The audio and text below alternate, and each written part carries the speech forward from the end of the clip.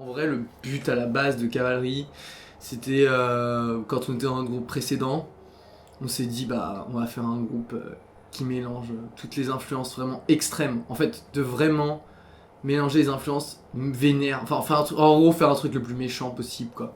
Donc à la toute base, le projet quand il était hyper flou, genre il existait même pas, j'étais dans un autre groupe, c'était quand même déjà dans notre tête et un peu dans la mienne aussi, enfin voilà, de se dire voilà en gros un jour je ferai un projet, ce sera du métal extrême ou du hardcore ou les deux, ou voilà, et ce sera le truc le plus vénère possible quoi.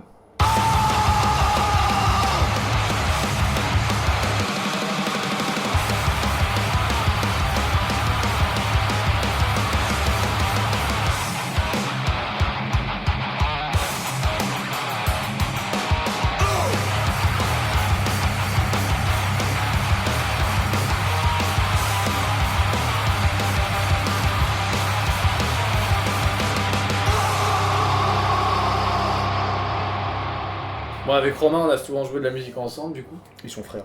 Ouais, Oui. voilà, on est frères. au cas où ça se verrait pas. Voilà. Et bah, en fait, je me suis mis à la batterie avec Cavalerie. Et avant, je jouais du piano pendant très longtemps, enfin pendant une quinzaine d'années. Et j'ai eu des projets un peu funk rock ou alors rap rock, genre un peu Rage Against the Machine, Body Count avec Romain, on a fait ça. Ouais. Et puis voilà, on a monté le groupe. À la base, on a monté avec Romain, et puis après, on a rencontré Jarreau très vite. Un concert d'Electric Wizard. C'était où? C'était à l'Élysée-Montmartre. Et on s'est rencontrés au PCC pour être exact, juste après le concert. Et le groupe a été, on peut le dire, a été décidé autour d'un kebab à 1h du mat. C'est vrai en plus. Bah, c'est vrai, c'est complètement comme ça. Voilà, j'avais pas spécialement de groupe très sérieux avant. Cavalerie, c'est un peu mon premier projet qui a autant d'importance, quoi, on va dire, que ce soit en termes perso et en termes artistiques.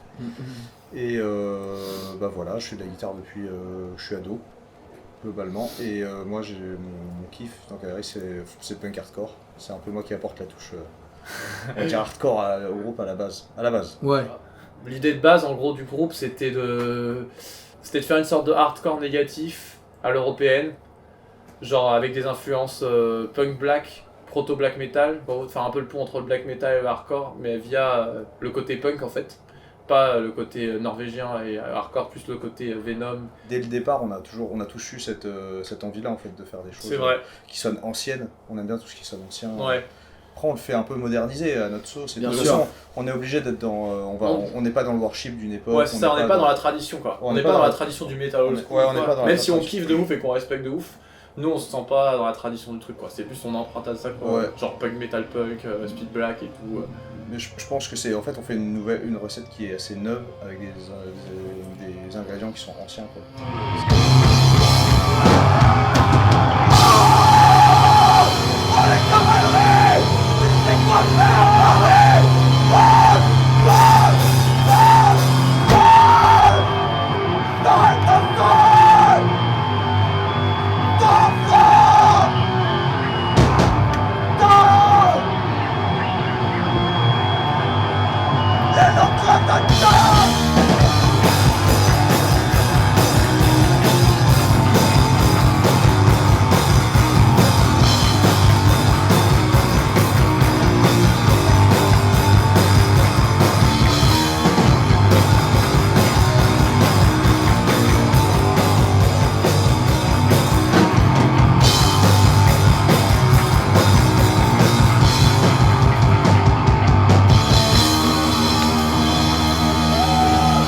Nous deux, en gros, on allait dans les concerts de hardcore tout seul pendant 3 ans avant le groupe, en gros. 3, je sais pas, peut-être un peu plus.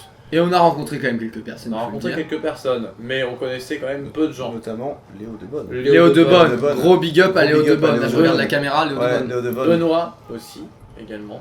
Et mais non, on n'était pas du tout dans le délire. Nous, le côté social, en fait, on a toujours évité d'ailleurs. Enfin, Ouais. d'un côté, on était un peu frustrés, et en même temps, on se disait, ouais, c'est tant mieux, comme ça, on garde la flamme, quoi. On n'est pas dans le truc, vas-y, le hardcore, c'est les copains, quoi. Là où je suis assez similaire, c'est que moi, le hardcore, ça a toujours été un truc hyper individuel. Quand j'étais au collège, au lycée, il n'y avait personne qui écoutait du hardcore.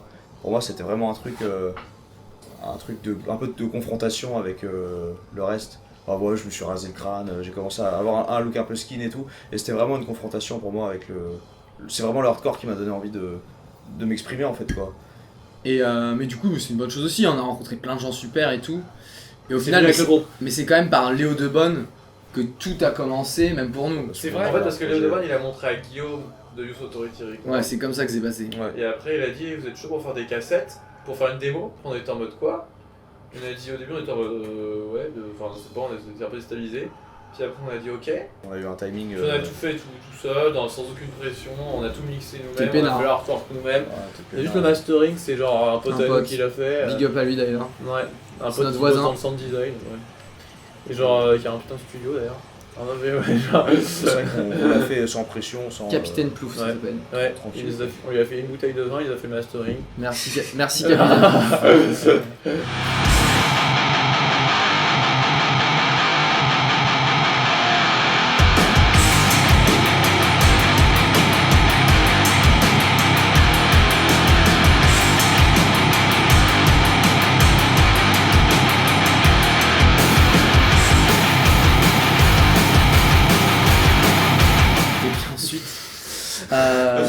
Et puis ensuite, on a eu un putain de message sur Instagram de la part de Kevin. De Kevin de Et Délirance. là, les choses ont bien changé aussi Ouais. pour nous, en très positif. Voilà, il nous a dit voilà, je monte un label. Je suis un groupe qui s'appelle Sorcerer. Avec des anciens et Mind puis, Awake. avec des anciens de Mind Awake, on adorait Mind Awake, les gens étaient, on disait trop bien et tout. Et il disait bah oui, franchement, je suis chaud pour sortir quelque chose. On lui a envoyé des trucs qu'on avait, il a été content. Jamais il nous a fait chier sur la compo, tu vois, de nous dire ah, faites comme ci, faites comme ça. Ah ouais, non, là, totale liberté. Totale Sur les liberté, visuels, les visuels aussi. Il avait un petit peu son mot à dire sur le visuel, mais franchement, il suivait. Hein. Il suivait grave ce qu'on faisait à la base, quoi. Oui, puis il kiffait tout simplement. Enfin, Oui, il franchement, kiffait, quoi. il avait. Voilà, il avait pris, j'ai envie de dire, il avait pris cavalerie et il avait du cavalerie et il était content d'avoir du cavalerie, quoi. Il y avait un bon deal, quoi. C'était pas genre, il voulait nous changer ou quoi. Ah, Ce qu'il faut comprendre aussi, enfin, je sais pas, Jaron et Charles, mais moi, en tout cas, à l'époque, quand on m'a dit un label, je savais même pas en fait à quoi ça servait un label. Et enfin, du coup, on a tout découvert, tout ça. C'était un peu flou, quoi. Bah pour moi, je comprenais pas que c'était un mec qui mettait de l'argent pour te faire un CD ou une cassette ou un vinyle et qu'ensuite tu pouvais le vendre toi sans débourser un seul euro, quoi. Pour moi, je pensais pas que c'était ça, enfin j'avais pas compris. Et mais du coup, enfin voilà, on a commencé à rentrer un peu dans tous ces trucs là, de comprendre qu'est-ce que c'est un label. Ensuite on a compris qu'est-ce que c'était un tourneur, mais plus tard même avec Nico, parce qu'à l'époque Ouais, en fait, on avait une vision un peu floue des choses. on avait une vision très floue, ouais. On savait rien, quoi. Non, j'ai juste de la musique. Et on a encore plein de Ouais, choses c'est à ça, mon avis à je crois. découvrir. Nous, pour nous, c'était les riffs et les compos, quoi. Enfin, les... Ouais, c'est ça.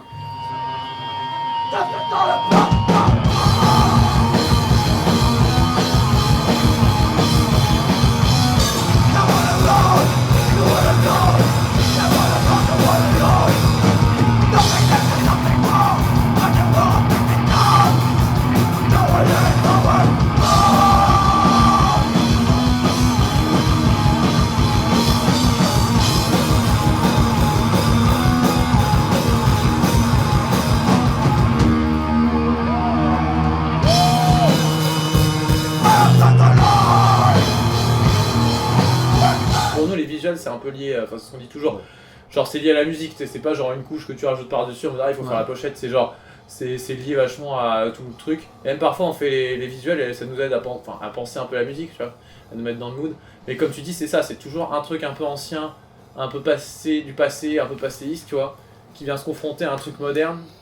Et oui, il y a clairement ce truc aussi, grosse photo flash en mode au téléphone, tu vois. En fait, c'est toujours l'idée d'avoir un truc ancien, ouais, qui vient dans notre quotidien, tu vois. Et je sais pas si ça parle un peu quand même du...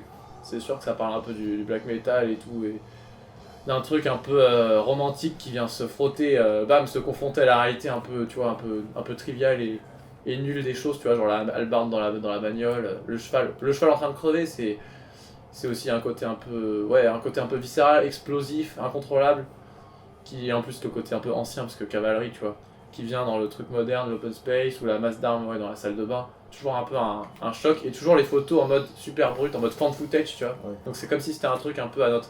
C'est un peu une sorte comme si t'avais pris en photo un peu un fantasme un peu, tu vois, que t'aurais vu dans la vie, tu vois. Genre c'est un truc un peu... À la fois, je sais pas si c'est réel ou si c'est genre dans ta tête, mais il y a un côté Ouais. un peu genre photo prise à l'arrache, bien dans la réalité contemporaine, tu vois. C'est pas des illus qui décrivent une époque fantasmée. Ouais, non, C'est bah, ça, on essaie de vraiment Toute la quand même confrontation stimuler entre- l'imagination, quoi. Ouais. Que ce soit pas un truc, tu sais, genre, c'est vrai que ça peut être entre guillemets facile ou traditionnel de faire certains visuels. assez attendu, tu vois, avec certaines figures qui marchent bien, tu vois, genre qui vont faire un putain de t-shirt, un machin et tout. Mais en vrai, c'est vrai que c'est quand même intéressant de mettre un peu de mystère, tu vois, que tu te poses des questions. Enfin, on espère que les gens, tu vois, ce qu'ils se disent, voilà, pourquoi cet Albar est dans cette voiture, pourquoi ce cheval est là, tu vois, qu'ils se fassent une petite histoire dans leur tête, tu vois. Ouais, oui. Plutôt que de se dire juste, oh, ok, c'est un méga guerrier sur un truc, voilà, tu vois. Mais oui, les paroles, bah, ça parle beaucoup de l'introspection, effectivement, ça parle beaucoup. Bah, justement, moi, je suis vachement inspiré par Ed God. J'adore les paroles, tu vois, et comme les visuels, tu vois, qui laissent de la place à l'imaginaire, que tu sois pas justement dans une histoire qu'on te raconte, on te dit alors il y a un mec, il a fait ci, il a fait ça. Non, c'est plus un. Moi, les paroles que j'aime le mieux, elles sont pas toutes exactement comme ça dans Cavalerie, mais c'est quand t'as un peu des moods, tu vois, comme ça, que tu chopes un peu à droite à gauche, tu vois. Par exemple, une chanson comme No Way Out, ça raconte rien, tu vois. C'est juste un truc sur la folie, enfin, l'enfermement dans sa propre tête. Enfin, pour moi, c'est ça, tu vois. Et le côté aussi, la phobie un peu des autres, tu vois. Et... Mais en réalité, ça, tu peux le voir différemment. Enfin, c'est pas l'objectif, c'est pas justement d'enfermer, tu vois. Même dans Fest de Charge, en vrai, ça passe un peu des fois du coq à l'âne. Il y a un truc sur un peu sur la. Ouais, après les gens ils voient un peu ce qu'ils veulent. Voilà, aussi, l'objectif. Mais ça, c'est ça aussi. C'est un peu des punchlines aussi où on les a- gens ils voient un peu ce qu'ils veulent. Ouais, on a envie, mais moi j'ai envie que les gens ils voient ce qu'ils veulent. Et après, Non, par c'est contre, abstrait. ce que j'impose entre guillemets, je veux pas justement imposer une histoire, mais j'ai envie d'imposer un mood, tu vois. Exactement comme les paroles, comme beaucoup de paroles d'Ed God en fait. Genre, Ce c'est qui va fou, avec les paroles aussi, c'est la voix. Et la voix, ce que j'essaye de véhiculer, je sais pas si c'est réussi ou pas, mais en tout cas, ce que j'essaye de véhiculer, c'est genre un côté. C'est pas du tout le côté justement tough guy du hardcore, tu vois, genre on est super fort, nan, nan, nan. Non, c'est plus ce côté, ça on l'a dit dans pas mal de trucs aussi, mais tu sais, genre t'es au pied du mur et c'est le dernier assaut et tu sais que tu vas peut-être crever, mais de toute façon tu t'y vas quand même parce que tu vas à la baston, tu vois. Il y a ce qu'en fait, c'est pas le côté fort, c'est le côté genre désespéré, mais en même temps t'attaques quand même, tu vois. En même temps, t'es quand même offensif, tu vois. C'est ça. Tu sais que c'est foutu, mais bon, tu vas quand même faire du mal avant de finir, quoi. Il y a Ouais, ça. il y a quelque chose de ça. À la Ça- fois un peu désespéré, en même temps et un peu en même temps comment on dit, un peu indicatif quoi. Ouais. Je trouve qu'à la base, même si aujourd'hui on parle beaucoup de la scène, la fraternité, tout, qui existe, hein, je sais pas, Ouf. mais quand même à la base, quand t'écoutes les premiers groupes, quand t'écoutes Black Flag, Poison ID, c'est quand même des mecs qui sont très névrosés et qui ont des trucs très personnels à exprimer.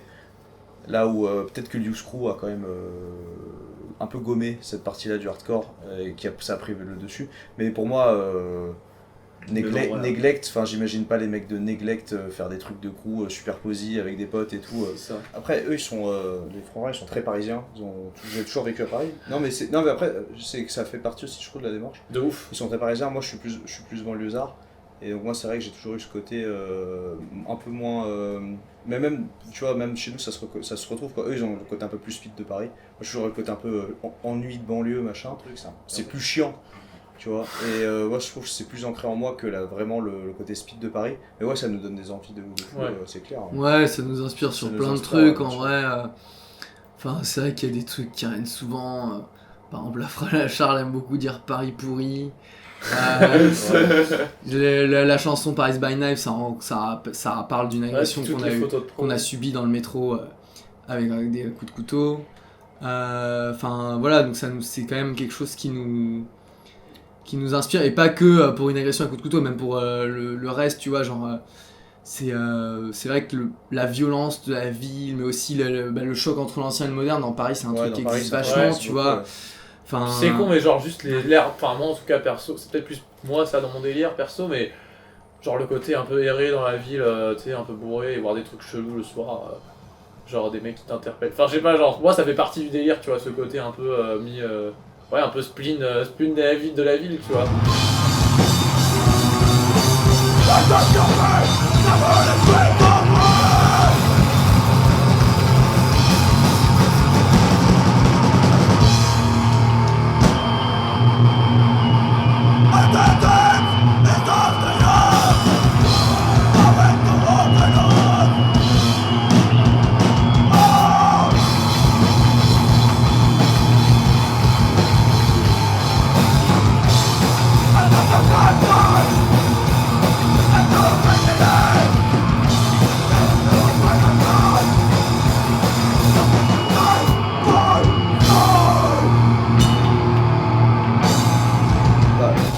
on voulait vraiment faire un truc hyper quali. Déjà parce que la réception de la démo, ça nous avait mis Un petit peu de pression. un petit peu de pression, on va pas se mentir. Ouais, mais on n'était pas très stressé pour le Non. j'ai trouvé. Franchement un petit peu. En fait, au moment de le sortir, franchement, c'est putain si c'est Ouais, moins ça bien. par contre, Si Moi, les j'ai gens eu des aiment- doutes. si les gens disent que c'est moins bien que la démo, On aura le seul. on aura bien le seul. Quitte Mais, ce mais non, on sait comment on a fait. Ouais, je pense qu'on a resserré un peu notre style. Même s'il y a des chansons de l'EP qui ont été écrites Avant la certaines démo, chansons- ouais. avant certaines Mais on chansons les de a la quand même démo. retaffés. Hein. On les a Ouais. retaffés beaucoup, ouais, c'est vrai. Fest de Charge par exemple. Oh là là. La première Là, je chanson vous de l'EP, dévoile ouais. les coulisses, mais première en vrai, Fest de Charge, ouais, On a mis pendant un un an. an, on On a a mis un modifié an. tout le On a temps. mis un an à avoir la version C'est n'importe définitive. quoi. On met du temps à écrire nos chansons, mais en vrai, prendre du temps, ça nous a toujours bien réussi. Grave. Et ouais, franchement, prendre notre temps. À chaque fois qu'on précipite un truc, on est toujours déçu, et à chaque fois qu'on prend notre temps, ça marche. Sauf parfois sur certaines chansons où on se disait, allez, là, c'est la chanson, on appelle ça la chanson plaisir entre guillemets. Enfin, on se disait, allez, on se fait un truc, Full efficace. ouais, full efficace, vas-y. Ouais, On, ça on se marche, prenait un ouais. peu moins la tête, mais ça c'était par exemple Paris by Night, c'était une chanson qu'on a composée un peu plus vite, on va dire, que les Ouais, après, on autres. s'est quand même pris la tête. Hein. Ouais, En fait, non, généralement, ça, par contre, sur l'idée de la chanson, on teste plein de trucs. Et C'est ça en fait, surtout l'idée de une base. fois qu'on a capté un peu le truc, on déroule. C'est pas le riff en fait, Et c'est après, plus on arrange, l'idée, ouais. qu'est-ce qu'on veut dans la chanson. Ouais, c'est Est-ce ça. qu'on Et va après, des on trucs fait un peu on fait métal, toujours la- hardcore. Après, on fait les arrangements, on revient, on retape un peu les riffs. Mais on bosse toujours la structure avant les riffs finalement. Ouais. Les riffs, on les trouve limite Grave. devant On leur l'ordi. dit, ouais. C'est très rare qu'on prenne un riff et qu'on en fasse une chanson. Ouais, le riff il est au service de la structure. Ouais. Ouais, toujours. C'est toujours ce truc, par exemple, toujours ce truc, cette confrontation, alors je te parle dans les visuels, par exemple, on va faire un solo un peu rock'n'roll et là, paf, on va mettre un gros blast qui va couper le truc d'un coup. C'est toujours ce truc de déception, de frustration, tu vois, il y a toujours ça. Qui te rattrape toujours en mode tac, tac, la réalité qui te rattrape. Puis après, Bon, c'est un peu ça, tu vois, c'est comme quand on finit le set d'un coup, en mode,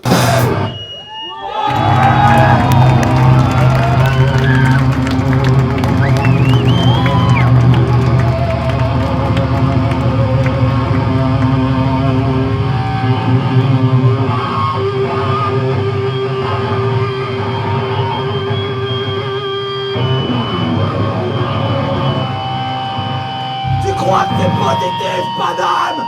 Allez, allez, cassez-vous la gueule, putain! Oh! Allez, on planète, ouais, travail!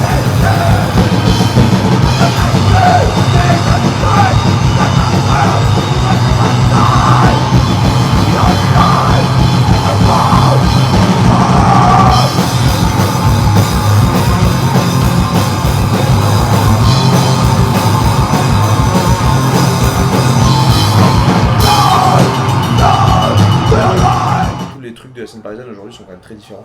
ouais, C'est là où grave. c'est super Il y cool. a une super dynamique, de Il y a toute une façon, c'est méga dynamique. extraordinaire. Ouais, franchement là, on est dans un âge d'or. Je pense entre ça fait que Sorcerer, commencer.